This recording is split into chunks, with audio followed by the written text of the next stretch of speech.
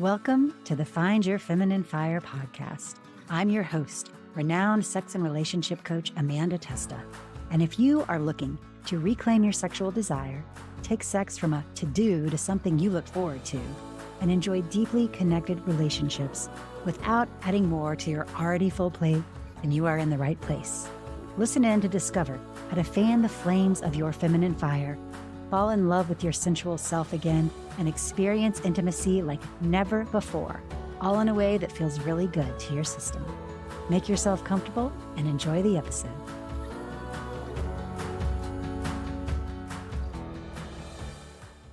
Are you ready to unlock the transformative power hidden within one of life's most understood transitions? If you are approaching or experiencing menopause and feeling confused, overwhelmed, or maybe even a bit scared, then this episode is your beacon of hope and empowerment. Prepare to have your perspective completely revolutionized as we explore menopause not as a crisis, but as a sacred rite of passage into leadership, power, and profound transformation. I am Amanda Testa, host of the Find Your Feminine Fire podcast, and I am so absolutely thrilled today to introduce you to two visionary pioneers in the field of menstruality, Alexandra and Sjanie Hugo Wurlitzer. I am so excited y'all are here. They are the founders of Red School and have 45 years of combined experience between them. They have written amazing books, Wise Power, and then their newest book, Wild Power. Their newest book, Wise Power, Discovering the Liberating Power of Menopause to Awaken Authority, Purpose, and Belonging. So tune in, get ready to redefine menopause, embrace your rhythms, and catalyze a deep transformation that will ripple through every aspect of your life. Welcome, welcome. Thank you so much for being here. Thank you, Amanda. Thank you so much, Amanda. It was lovely hearing all that. Thank you. Yes, of course. And I want you to share a little bit more about your mission, but I want to share a little bit about the beautiful timing and how I think the synchronicities, and you talk about this too, just being open to synchronicities. And I found myself last year I'm definitely in the hinterland phase, but I was in just that feeling of, there was a betrayal feeling happening. And one of my friends, Kit, was on a podcast with Elaine Kalila. And I was listening to her episode and y'all's came up next. And I was like, oh my gosh, they have a new book. I am so excited because I was really touched by Wild Power, which is all around really harnessing the power of your cycles. And I have been tracking my cycles for 30 years and was blown away when I started having these irregular things coming in and was feeling really betrayed. And I'm wondering, would you be okay if I read a little excerpt of your book? Oh, totally. Go ahead. So I heard that podcast. I immediately ran out and bought the book. You can tell it's very well loved. And I was just like, this passage just hit me to the core. It begins with endings. For a while, you're dying. Your everyday socialized self bites the dust, dragging some of the architecture of your life with it. You may find that you want to abandon everyone and everything for a while, including your nearest and dearest. You may feel that nothing is it, have a desire to destroy, get rid of, or walk away from some or all of it. As death seeps in, you'll need to retreat like a caterpillar going into its cocoon. You'll enter a darkness that will scramble all of your usual ways of coping and managing life. It's as if, like the caterpillar inside its cocoon, you've turned to mush. You may feel lost or abandoned or simply want to step off the world for a while. You might wonder, is life really over? Or what was it all about? So you're dying and everything may feel like shit. This is normal. Weirdly, it's the effect of more light, the new life, new knowing, expanded consciousness activating your system. So take heart. You'll have to hang out with the discomfort for a little while. Your everyday self, your ego can't cope with this light. It's new. It's too much information. Blinded by the light, if you like. But your deep, holy self knows what's happening and what's needed. And that all is just fine. A well of inner peace lies quietly present inside, waiting for you to find it or to find an ever sure line to it. So I'm like feeling chills and like even a little emotional as I read that because it just was like, I feel so seen. I have to admit, I'm quite moved by it too. Yeah, wow. Thank you for reading that. It's a corker of a paragraph. It is. And I feel like this is such needed information. And I would be curious if you might share a little bit about kind of the mission behind sharing this book and the power of it. The mission behind sharing this book, writing this book. Well, Amanda, well, I'm feeling things strongly. This work on the menstrual cycle is my calling, and Sjanie's calling too. It has been working and moving me really almost from my very first bleed. So I have been, and I had a wonderful experience at my first bleed, quite innocently. And so I was very much inside something when I arrived at menopause. And the menopause process, I felt ready for menopause. And, I had been listening, menstrual cycle awareness teaches you to listen to yourself. And I had been listening to myself over the years and unfolding something. And I was taking very good care of myself because I'd had lots of big health challenges, actually. So when I went, so menopause, everything we write in the book about menopause came from my deep embodied journey into it, and also working with many women, and really it's like a alchemizing really of all those stories. So I was really, really lived into all that's written about, but it wasn't traumatizing. The message around menopause today is so shocking. I mean, it's so great that menopause is in the limelight. I am not diminishing that for 1 second. But the whole language around it, the negativity, I think of, women in their menstruating years probably feeling terrified at the thought of menopause. But that is not meant to be it. Menopause is the final chapter in an unfolding story about who you are. And I am, through living my menstrual cycle journey, I was set up for this final chapter.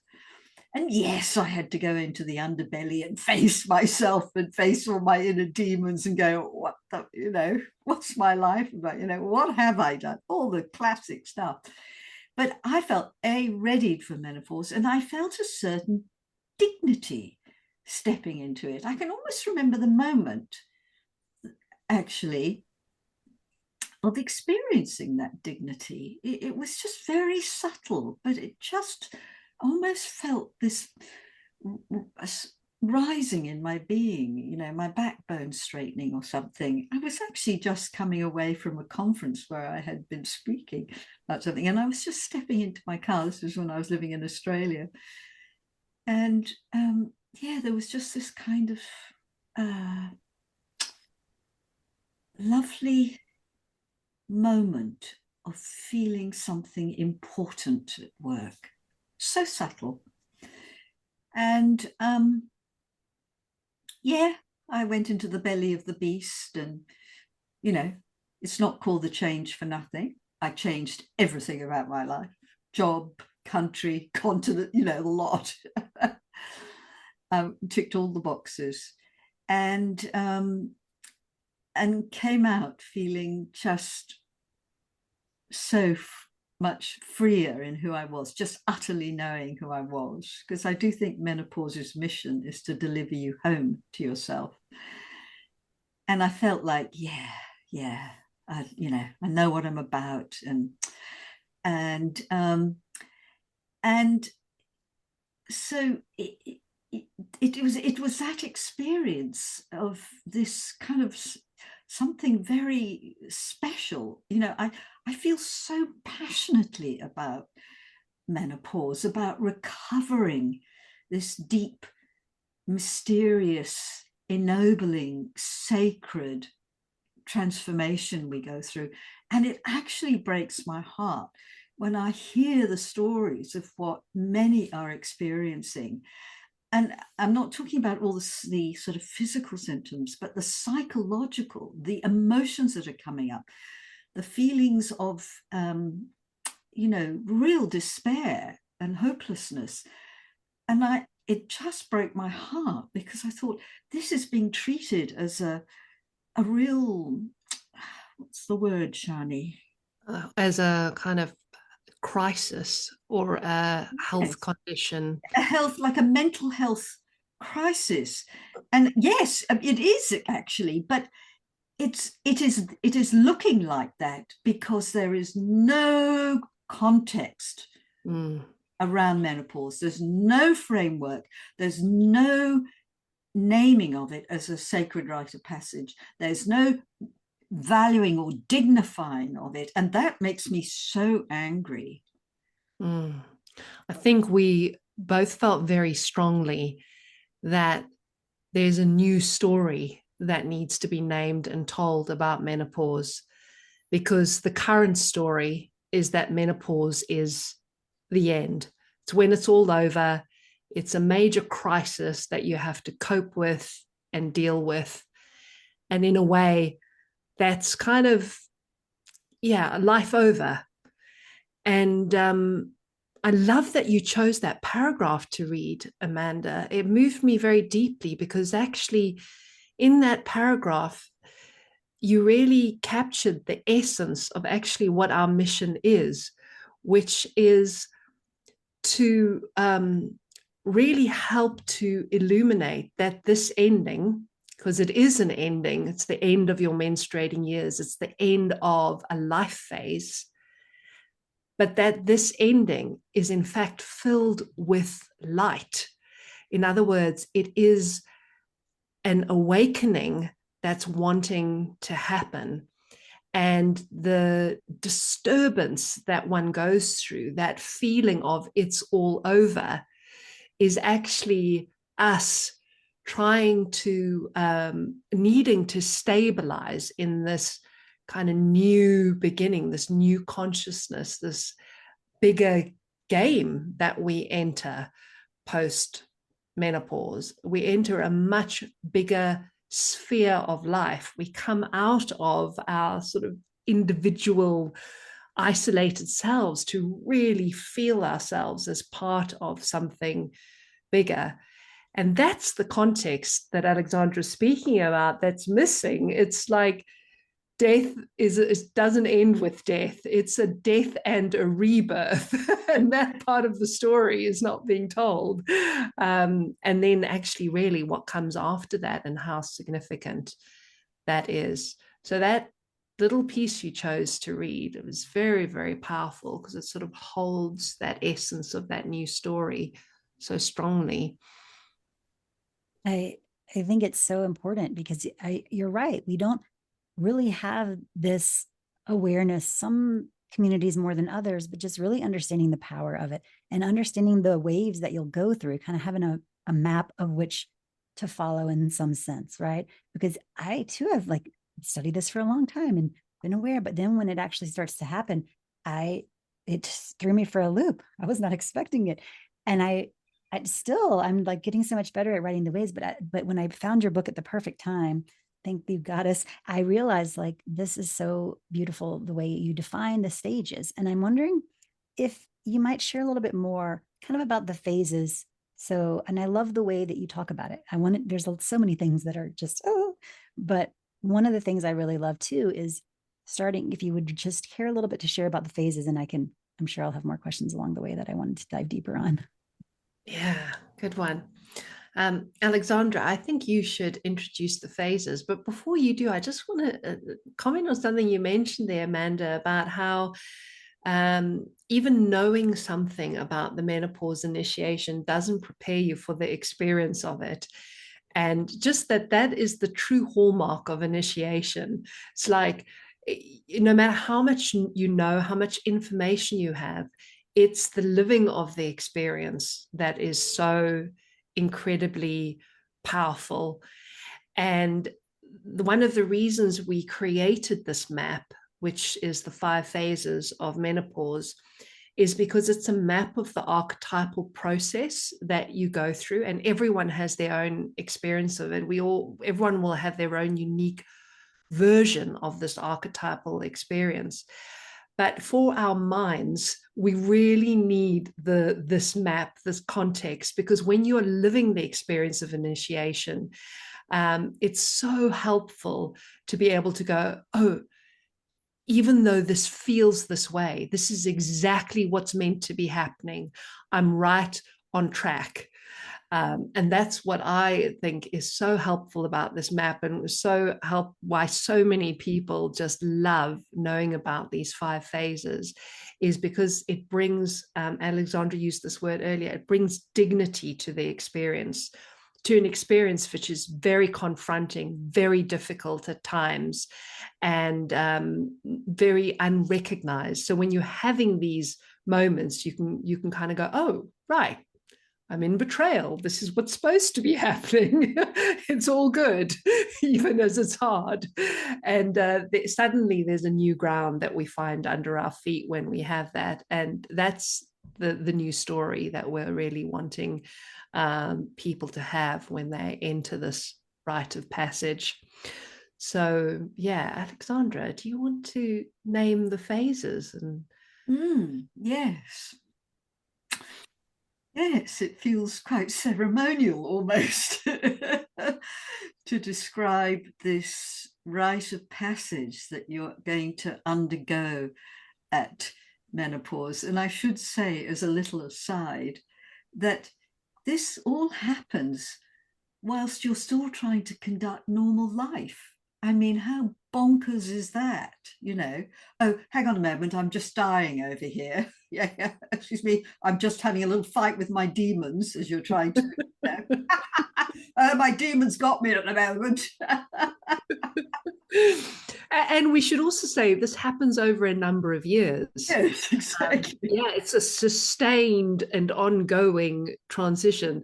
So that's also important to say. Menopause clinically is just the day that you haven't bled for 1 year. But actually, when we're talking about menopause, we're talking about the psycho-spiritual transition that happens over, 2 to 5 years. So you're living normal life, and this is like a deep process you're in over a sustained amount of time. So, yes, very important to acknowledge that. Yes, that's actually really crucial. And yes, once you know this, the kind of architecture, if you like, of this initiation, it makes it so much easier, actually. It's almost like you then have the instructions for what you need to do at any point. And yeah, and there's power at work. It's, we're speaking about it in quite a sort of, strong way at the moment. I just really want to emphasize that there's something really powerful going on that's thrilling too. All right, so those 5 phases. Well, we've used this word betrayal, and this is the term that we use for the first and probably definitely the strongest, most potentially shocking moment of menopause, because it is the sort of it's death.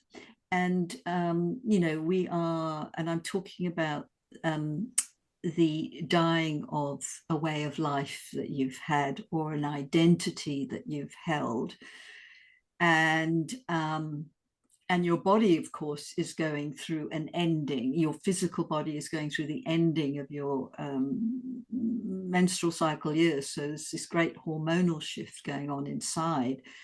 So it's a very intense moment, this first phase, because you're being undone, basically. And this is not comfortable. Well, it's not comfortable for our egos, basically. So I like to say it's the death of our ego. And our egos, man, they do not want to give in, they're clinging on for dear life, scrabbling to hold the high ground, even as you're slipping off the edge of the cliff, down into the depths. And so your ego is kind of going, ah! Now, and what happens when we start to divest, to feel our identity slipping away is we become much more permeable, much more exposed. So it's this combination of being undone, but becoming much more permeable to ourselves, to the world. We feel things more deeply. We are seeing into ourselves more deeply. I won't go into too much detail. I mean, we may say a bit more with your further questions, but I kind of want to just give the overview. So yes, this is great undoing and exposure. It's like we're really exposed to ourselves, and we're exposed to the shadow side of ourselves, really, and that's what makes it quite tough. And then powerful feelings coming up in reaction to that. And then actually, even within the betrayal phase, there can be these moments of kind of liberation, almost like, possibility, but it's so unstable. This time is really unstable. And that you really need to just slow everything down. And as the more you know about this and the more you can tend to it, the more you're going to find yourself coming into what we call the second phase, which is also a very big chunk of menopause. These first two phases is where you really do the heavy lifting. And in the repair phase, this is, I think of it like being becalmed on an ocean. There's no wind pushing your sails forward. There's no wind pushing you back. You are just there in this great unknown, ocean of unknown. And you've sort of come to terms with the fact that you're in menopause now. So you're not fighting things as one does at the beginning and says, no, it's not happening to me. And you try to keep your head above water. No, I'm staying up here. No, finally you have surrendered, and you are in quite a surrendered place. And all you want is just to be still and quiet and time and space. Mainly, it's no responsibility. And this is what menopause most wants for you, because menopause is actually trying to its mission is to bring you home to yourself. And to do that, you've got to, first of all, divest yourself of the old self and to just have time to be nothingness. You just need no pressures. You just need life to go on in a very simple way. Yeah, you can go to work. Of course you can go to work. You can do but you just do it in a kind of low key, just low maintenance, doing the absolute basics. And what you're doing now is you are repairing. That's why we use that word. You're really finding out about the condition of your physical body, how you're doing physically. You will be exposed to what your actual stress levels are like, how your nervous system actually is, what your energy levels actually are. And you'll probably find your nervous system is a lot strung out, just because that's the nature of 21st century living. It's too stressful. And you may find that the tank is completely empty of energy and you just don't want to move. And what you're doing here is healing your physical body, but also your emotional, your psychological being. Because in this exposure to yourself, what will happen is that there'll be unresolved griefs, sadnesses, traumas that emerge. So you're confronting things about yourself, and repair is an invitation to heal. And this takes as long as it takes, Amanda. It just takes as long. And you can't push the river. You can't go, okay, that's enough rest. Come on, body, crank into action. You can't work like that anymore. Your body will absolutely rebel. You could do it in your 40s. You could push yourself. No pushing. And then here's the magic. This is what I so love. And this is and I love to use the analogy of winter. And we talk about menopause as a wintering phase. You go into a kind of inner winter. And I love that analogy, because we think about winter, where all the leaves fall from the trees and everything goes quiet. The earth is all quiet. And then out of nowhere, bing, bing, spring starts springing. And in that fallow time of winter, the soil, you can't see anything, but the soil is doing all this amazing reparation work so that spring is possible again. I mean, nature tells us everything, Amanda. And so our third phase we call revelation. It's the waking up of something. where before in betrayal and repair, we thought, oh, what's it all about? I don't know. I have no idea who I am, what I'm doing, where I'm going. Suddenly, bingo, you go, oh, yeah, yeah, yeah. Something wakes up in you. And starts to get stronger and bigger. So revelation is very much actually revelation is mostly about you going, oh, I am okay. It's the awakening to yourself. I think this is the moment where I talk about delivering you home to yourself. You're in the inner sanctum now of your kind of inner temple of menopause, if you like. It's delivered you to this kind of holy of holies, which is you discovering who you are. And I remember that moment so clearly. And, I just thought, oh, wow, this is who I am. Oh, wow. Oh, wow. Yeah, why? And it wasn't original, by the way. I knew that these were things about my nature and so on. But suddenly I thought, yeah, what am I doing? This is how I'm meant to be in the world, etc. It's so funny, makes me laugh. And with that revelation of yourself, we talk about being inoculated by love in this third phase.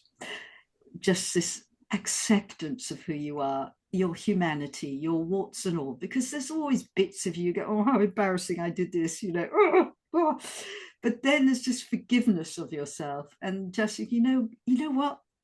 I'm okay. I'm okay, just as I am. This is cool. This is good.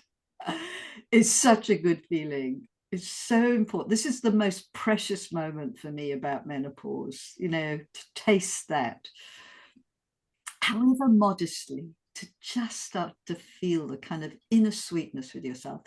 And then the fourth phase is that experience in revelation expands into this fourth phase of visioning, where it's just, now you know what you're about, who you are, you know what you're about, where you want to put your energy, what you want to do in the world. And we talk about here, this is where your calling really, speaks loudly and clearly. And maybe you already knew what really floated your boat before you came into menopause. I did. I knew what I was about. But in menopause, it's like lit up in technicolor. Once you've really started to feel who you are, then it's like the calling has such a good channel to come through now. There's something unequivocal in your nature. So there are no blocked pipes, or the pipes are a whole lot less blocked, shall we say, and something comes through. So that fourth phase is visioning. And so that third and fourth phase, are you sort of, in a sense, on the upward curve coming out of menopause. The first two phases down into the depths. Now you're starting the work of coming out. And really it's that coming out phase, those second, third, fourth, and fifth phases. The final phase is emergence. Those final three are just you sort of, feeling more and more, letting this new life grow and show itself more and more. And your energy will be returning, but it's not super stable yet. That's why it takes time to stabilize. And then one day you will feel like, you know what? I think it's done. That you are quite newly hatched when you come out of menopause, and you have to be thoughtful about yourself. You can't push in the same way. But there's a sense of being sort of more back in the world again, Amanda. So when you're in menopause, you will feel that the world is behind a glass, you are behind glass, looking at the world through this, sheet of glass. You're sort of separated. I often think of it, it's like being underwater and looking at the world sort of going on the surface, but you're just below the water. This quality of separation from the world. And even as you're in the world going about your business, but it's like you're in this little bubble, this little private bubble. So you look entirely normal, as I like to say, on the outside. And, you're delivering on what you have to in an utterly minimal way. Utterly. You're not pushing, you're not going the extra mile for anybody now.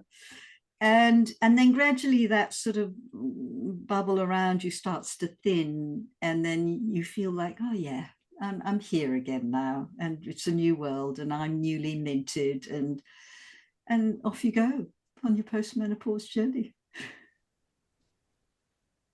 That arc is so beautifully expressed. And I even just like, as you were sharing, felt the, the emotionality of it. And I think you mentioned this a couple times. And I think for those that are in the throes of the waves, it's really remembering that as part of the process. And I think too, because in this day and age, oftentimes people have kids later, like for example, me, and you could be managing a lot of different caregiving roles on all aspects with the little ones or parents or caregivers. And it's interesting because in my daughter's moving into, she's 12 and I'm 51. So we're like, ooh. But I love how you said this phrase. And I would want if you would share a little bit more about this technique, because I think this is so beautiful. And is it the smudging or the tell me the word again I know, snudging. Snudging. Yes, the snudging. I love that so much. Tell me more about this concept, because I'm like, yes. So good. This was a word that I discovered accidentally. There's an astrologer called Rob Bresney, who I love reading because he uses language in such a fantastic way. And he spoke about this word snudging, which is like an old word, which basically means, you look like you're doing what you're supposed to be doing, but actually you're just doing whatever you need to do to get away with it. It's like bare minimum, lowest standards you can possibly have, and kind of, yeah, and appearances look good. So when I came across this word, Alexandra and I loved it, thinking about menopause, because when Alexandra's just described this incredibly powerful inner process that you go on, which is really divesting yourself of all the conditioning and all the armoring of your life thus far.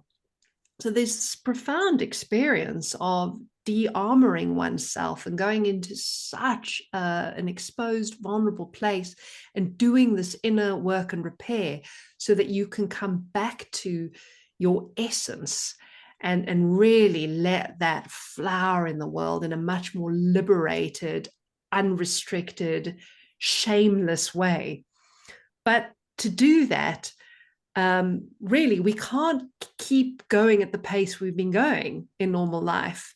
You can't do this kind of inner work and still be all things to all people and be performing at your absolute best, because most of us are perfectionists. Most of us give everything. It's sort of, I'd say, very conditioned into women to like do our absolute best and be very generous.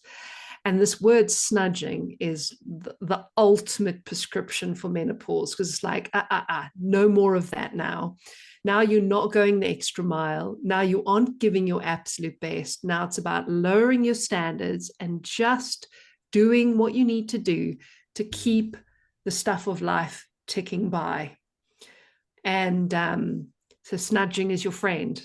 We say, if you aren't snudging during menopause, you're going to be taking a lot of strain.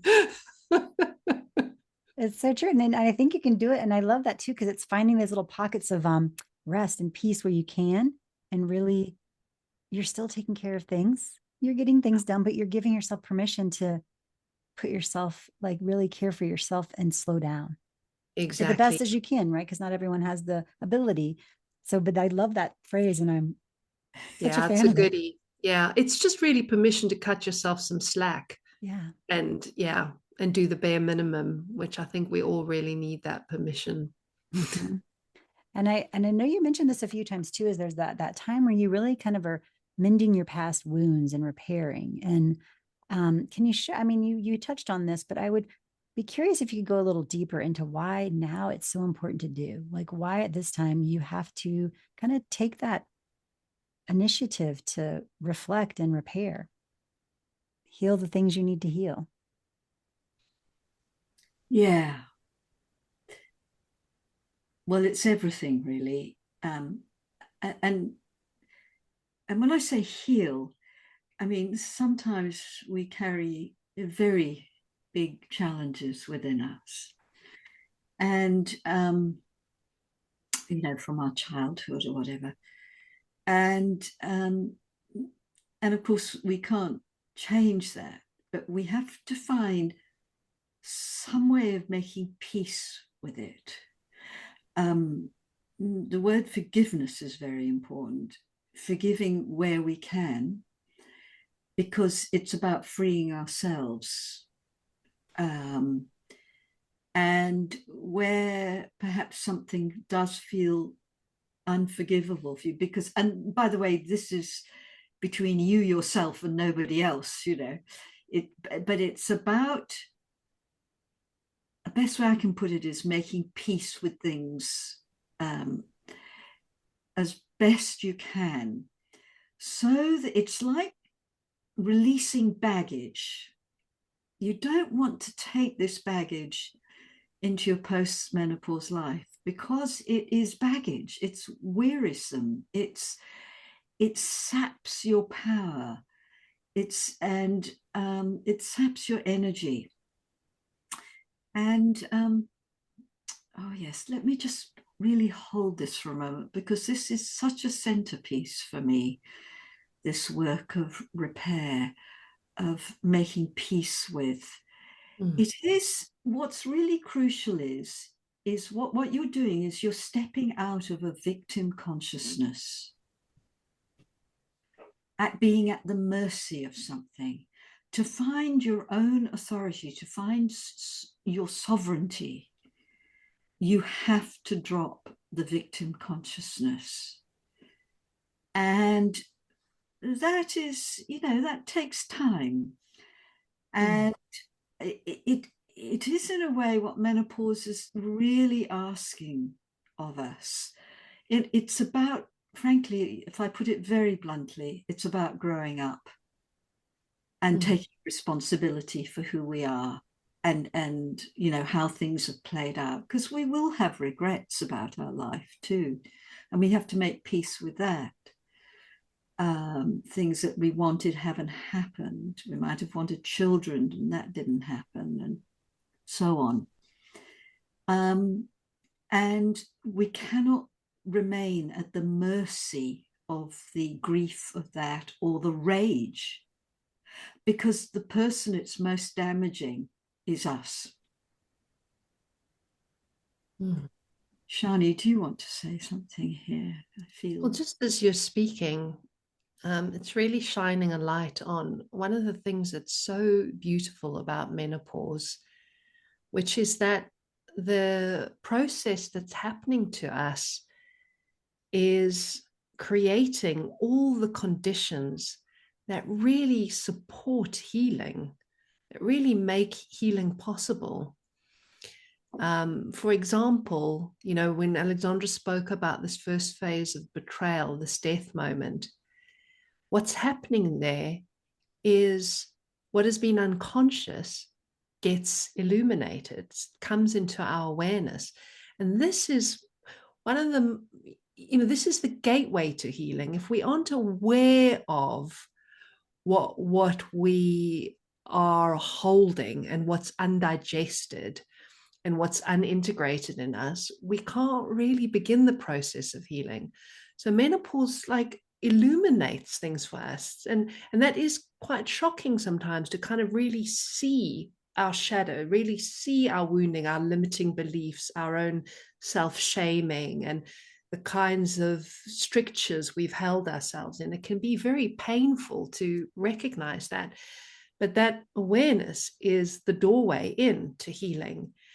And because of how menopause pulls you into yourself and kind of encourages you to step out of the do consciousness, again, this is just such a gift for healing, because healing happens when we surrender. With that awareness, if we're able to really connect with those parts of ourselves that we've abandoned or disowned, or the places where we're holding on to resentment and bitterness, or whatever's stuck in our psyche, whatever hasn't been able to really fulfill itself, when we rest and surrender in that place, healing can happen.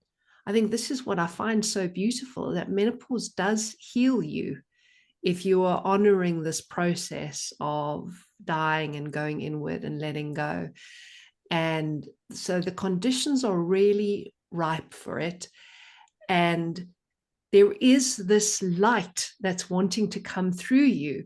You know, there is this essence of you that is wanting to really shine. And that's, in a way, I like this image of imagining kind of crusty soil. If you think of all your conditioning and armoring and victimhood and trauma, this crusty soil, there is this new, like this essence of you, this incredible, powerful, creative force in you that's busting against this crusty earth. And that's what causes all the disruption. But ultimately, this disruption is in order so that you can be liberated, that your real self, your whole self, your creative contribution can be freed. So to not let yourself have that feels like such a missed opportunity, because it's really one of the gifts of menopause. Yeah. Yeah. Yes, I feel that deeply. And I think you speak to that blooming, and also that is like that initiation into you and also leadership. And I would love if you would share, because I think this is timely too, just on that power of how this transition can correlate for our potential for leadership and what unique qualities menopausal and postmenopausal women bring to leadership roles. Mm. My goodness, yes. Well, to just set the context here, we spoke about menopause as an awakening. And of course, you're awakening to who you truly are. But here's the interesting thing. In the act of awakening to who you truly are, you awaken to something much, much bigger than you that's not about you. So you're sort of getting over yourself, your ego takes a dive and you find this real essence of yourself. And I mean, it really, you go right into the heart of you and claim yourself. And in that moment, almost, I mean, it's archetypal the way I'm speaking right now, you are awoken to this bigger service. So it's not about you anymore. It's about what you've come here to serve in the world. And we talk about it as your calling. And we're referring to that as leadership, that we all have something. We all have a role to play in caring for the world. Now, and whatever it is that calls to us that we must do, and often it can be quite scary. It's like, oh, no, you can go bother someone else. I'm not interested. But this sense of knowing, this is what you've got to do can be very, very strong. But I also want to emphasize, you making peace with yourself means that you are a much kinder, more peaceful person. And that is a contribution to serving the world. So some of us may be out on the front line doing real sort of frontline leadership work. I mean, this is my leadership work, this teaching on menstruality, and it's really about serving the feminine in the world. But others' lives may be much more private and much more subtle, or it may be you're just more available for something bigger than you. And it can be done just through who you are and the kindness that you feed into the world just by being who you are. So I just really want to emphasize that, because some people may be thinking, oh, no, there's no way I want to be a leader. We really, that word leadership for us means you really feeling who you are and sharing that in the world, in service of life, in service of goodness, in service of wholeness, in service of harmony. yeah, in service of love. It's the work of love ultimately. And within that great sort of statement, there may be very specific jobs that you're called to do, literally, like I have. So what does a post-menopause woman bring to leadership life in all its guises? Well, perhaps one of the best things is we do not feel beholden to others in the same way. We are, in a sense, I want to say, a law unto ourselves. That is slightly dangerous, It's like we answer to no one, except for me. I answer to no one, but ultimately I answer to, the divine. That's the only authority ultimately. I mean, I'm still very human. And even as I may not care what others think in the same way, really, I think what the, excuse my language, really, there are bigger fish to fry here. I'm going to get over myself, and this is what I have to do. I am, of course, still very human, and I feel things very deeply. But it's not about me. It's not about me. And I just can get over myself, because it's about something much bigger than me that I want to serve. So it's a deep feeling of meaning you have. It's leadership that's really infused with meaning. And it's your calling that calls you into leadership. It's not the job itself. It's that you feel you must go do something, share something, Yeah. And so I bring this, yes, we don't care what others think in the same way. We're much more a free agent. And if I were to sort of add to that, which sounds like a contradiction, but I think it's really important to name, is that the process of de-armoring, and also Alexandra tells me the process of aging, really makes you more vulnerable. And actually, contrary to popular belief, this is an incredible leadership power. In fact, it's where I think most leadership in the world goes wrong, is that people are not in touch with their vulnerability or even aware of their vulnerability. But a post-menopause woman feels that vulnerability, and because of it, feels things, feels the world, feels herself. And that means it's like a heart-led leadership. It's a leadership that's really rooted in deep care and in deep love. And I see that in you, Alexandra, just a very undefended way of showing up in the world, where like being visible and being public doesn't mean having to put on some kind of facade. It means you being wholly you in that very undefended way and allowing for all the vulnerability of that. And that's that's a very special kind of leadership. Yeah.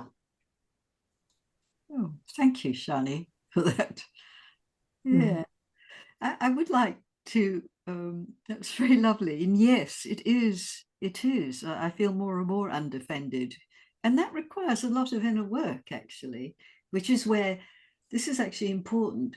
What it took for me to go through menopause, to really harvest what menopause was trying to give me, to receive it. The muscles I have developed, the psychological muscles, are the same muscles I use now to sustain me in this role as a leader, because being a leader really demands something. When you're showing up in the world, it's there's quite a lot of challenge that goes on. But I do feel that I'm very, very, very, very grateful for the experience of menopause, for really building this consciousness within me and the muscle with which to sustain or be with or manage or be able to hang out in that consciousness. And one of the things that I would love to add here is that there is this quality, and actually it's growing more and more in me as I get older, which is a sense of the quality of my presence is contributing to the world. And I would love all menopausal women to hear that. So yes, you may be doing all sorts of great things, but it is our witnessing of people. It is this capacity to hold the big picture and to feel, even in the madness and the chaos, because there's some pretty awful stuff going on in the world. It's like, I always like to say that the postmenopausal woman or person has one foot in the sort of divine and one foot in the human world. And you're sort of holding that bridge, because if I was wholly in the human world, I'd be going to hell in a handbasket, but, but as I, in terms of how I would see the world, it would just be not good. But having this foot in the divine, it's almost like it's like you're holding a bigger picture for everybody, that there is meaning at work, that there is goodness, and that goodness is at work. And it's hard for people to hold that when their lives feel shit. But I feel a postmenopausal woman, that's their sacred task, is to keep holding that bigger picture, to hold the goodness, to hold the knowing that it's like steering the ship through the rough waters. Yeah. The ship of humanity in this case. No, it's a big statement, that, isn't it? It's just little me that's just said it. Oopsie. I know, I suddenly hesitated. I thought, oh, this is quite a responsibility, Alexandra. It's quite big, and I'm a bit of, it's like, oh, geez, I think I just want a nap right now. Yeah, I think I'll just take a nap. That's Yeah. What a gift. I so appreciate both of you. Thank you so much. And for those listening who want to dive deeper into working with you, could you share a little bit more about Red School and how they can connect with you? Yeah, sure. So Red School is both a place you can come to learn about menstruality and all the different life stages of menstruality, and the spiritual practice of menstrual cycle awareness, as well as this menopause rite of initiation. And it's also a community. We've got a very, very lively community where you can come and be with like-minded, cycle aware folk. So you can find out all about that and join our community, which is free, at redschool.net. And actually, if you go redschool.net/start here, you'll get a direct link to join our community. So that's a good way to find out about us. And also on Instagram at red.school. We post there from time to time. And we have a podcast called the Menstruality Podcast, where we have some cracking conversations about all the different aspects of menstruality, both with Alexandra and I, but also with other guests. So there's a lot of richness there. Yeah. Mm. Yes, I just want to say that we also have our lovely menopause course coming up in November as well. So the people are interested in diving into that. Yeah, we take people through a journey through the 5 phases of the menopause process over 6 weeks. So yeah, you can find about that at redschool.net/menopause. Yeah, thank you. Well, I just appreciate you both so much. I know our time is sadly coming to a close, but is there any maybe last words you'd like to share before we close? I want to say to everyone, trust menopause. Trust what your inner life is saying to you. And you're not going mad. Because often that's what people say, oh, I feel like I'm just going mad because it's just, And I go, no. You're not going mad. You're waking up. And you're actually being guided from within. and you need to listen to your inner promptings. I would suggest you just make notes on your inner promptings initially, because some of your inner promptings will be, get the hell out of here and, disappear off into the sunset, which is basically a way of saying you need to stop and rest. So yes, listen to yourself, but go slowly. Take time, listen in and respect what you're hearing. Beautiful. Thank you both so much again. It was such a pleasure to meet you. And I will make sure to, for those listening and you want to go further, to share in the show notes. But just thank you so much again, Sjanie and Alexandra.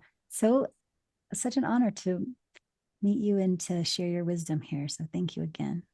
Thank you. I've really, really enjoyed it. Thank you, Amanda. Me too. It's been a real pleasure. Real pleasure talking with you. It's great. Thanks. And thank you all for listening. We will see you next time.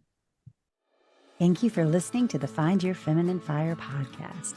If you loved this episode, please go ahead and forward it right now to someone you know would love it. And if you've not had a chance yet to leave us a rave review on Apple Podcasts, please make sure to rate and review if you enjoyed it, as well as make sure to subscribe so you never miss an episode. If you want to stay connected, make sure to go to amandatesta.com/thegoods to download your free sensuality activation and stay connected. Thanks for listening, and we'll see you next week.